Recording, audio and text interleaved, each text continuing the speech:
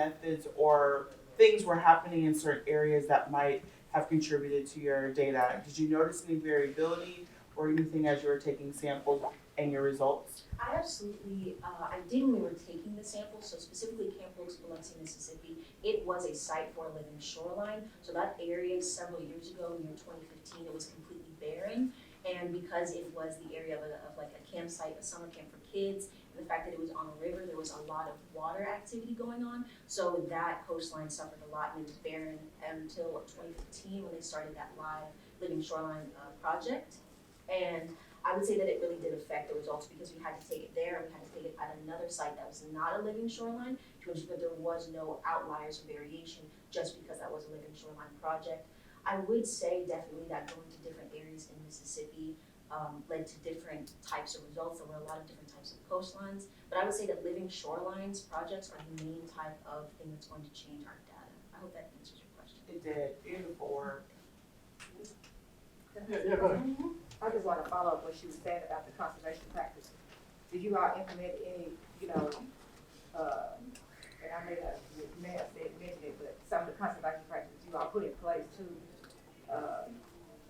in relation to the biomass? Did you all have any other conservation practices, like you can have a cover crop, you can have, you put in ryegrass, is there anything that you put in place to collect, or that's just pure biomass just from what you were researching on? It really was just biomass from what we collected. We simply went out to the sites and took the profile. We didn't really put anything into place. We were just viewing what was already happening to get our results quantified.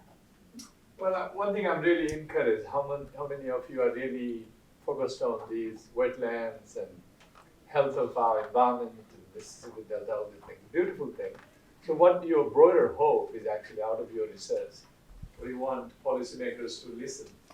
I would want them to listen. There have been, like I said, there's living shorelines, there's different types. There's more gray and green projects, gray being more man-made and green being more nature. So the gray projects, which are like break walls and stuff like that, they're slabs of concrete.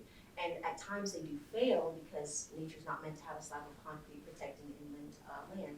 So I would say that I would hope that policymakers listen more to scientists that know the area and know if those types of structures are going to succeed or fail, and take that into account when they start to build these, because when people buy oceanfront properties, they put these projects into place and then they fail and they waste money. So I think that listening to scientists and looking at the data and looking at previous projects will give you your answer, and I hope that they start to implement more living shorelines, but they look closely into the environment itself.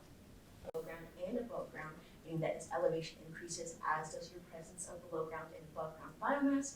This was semi-expected, and as you can see, our p-values of 0.09 and 0.04 do indicate a relationship, although usually the indicator for a relationship is 0.05.